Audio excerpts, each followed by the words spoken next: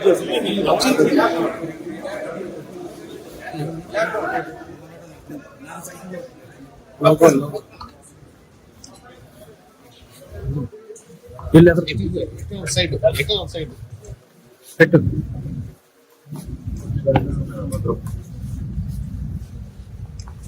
ఒక్కొక్కరికి చుట్టుపోతే టైం సరిపోతుంది.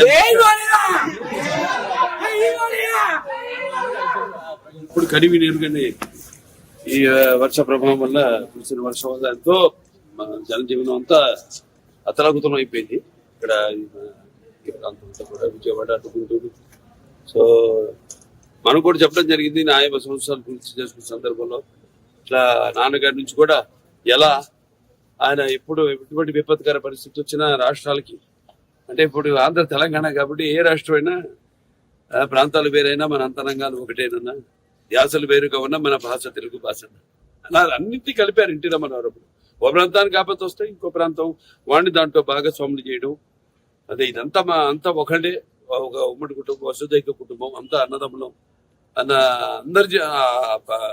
అందరిని ప్రభావితం చేసి వాళ్ళని అందరినీ ఆదుకునేలా, అలాగే మేము కళాకారులు ఆయన్నే ఆదర్శంగా తీసుకుని అప్పటి నుంచి అంటే నేషనల్ డిఫెన్స్ ఫండ్ కానివ్వండి, లేకపోతే మన ఉప్పెన కానివ్వండి దివిసీమలో, లేకపోతే మన వేరే రాయలసీమ క్షామ నివారణ కోసం అయితేనేమి ఆయన అప్పుడు జోలి బట్టి మిగతా ప్రాంతాలన్నీ తిరిగి ఆయన అడుక్కోవడం జరిగింది డబ్బు.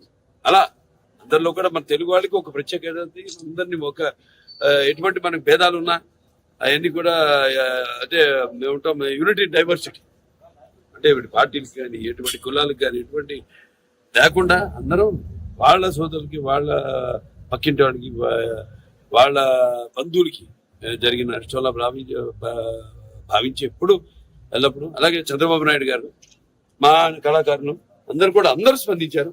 ఇక్కడ సిద్ధు జొన్నలగడ్డ గారు అయితేనేమి, లేకపోతే విశ్వసేన్ గారు అయితేనేమి, అలా చాలా మంది నటులు ఎవరికి వాళ్ళు షూటింగ్ లో వాళ్ళ పనిలో ఉంటారు. ఇప్పుడు మాకు ఖాళీ దొరికింది కాబట్టి ఒక్కరోజు వచ్చేసి, ఎందుకంటే ఇప్పుడు అనౌన్స్ చేసి చాలా రోజులైంది, వచ్చేసి మా సహాయార్థం ప్రజలకి ఇక్కడ బాధితులకి ఈ యొక్క సీఎం రిలీఫ్ ఫండ్కి ఏదైతే వచ్చింది మేము అనౌన్స్ చేసామో అది ఇవ్వడానికి వచ్చాం. అలాగే చాలా మంది కూడా ప్రభావితులయ్యి వాళ్ళు అనౌన్స్ చేయడం జరిగింది. వాళ్ళు తిరిగి సమయంలో వాళ్ళు వచ్చి తప్పకుండా వాళ్ళు ఇచ్చి పెడతారు. వాళ్ళు ఏదైతే ఇద్దాం అనుకున్నారో, ఏదైతే వాళ్ళు ప్రకటన చేశారు. అయినా ఇది లేనిపోని రచ్చ చేసి ఈ పేర్లు ఎందుకు లేని పేర్లు ఎత్తడం కూడా అనవసరం.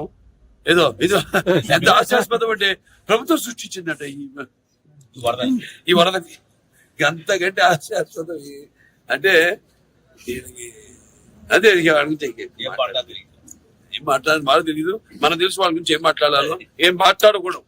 అది దీంట్లో సహాయం అందించిన చాలా మంది ఉన్నారు. అక్షయ్ వాడు ఉన్నారు, భోజనాలన్నీ అందరు కూడా ఇప్పటిదాకా 10 లక్షల ప్యాకెట్లు, వాళ్ళ రోజుకి 2 లక్షల ప్యాకెట్లు వాళ్ళు కూడా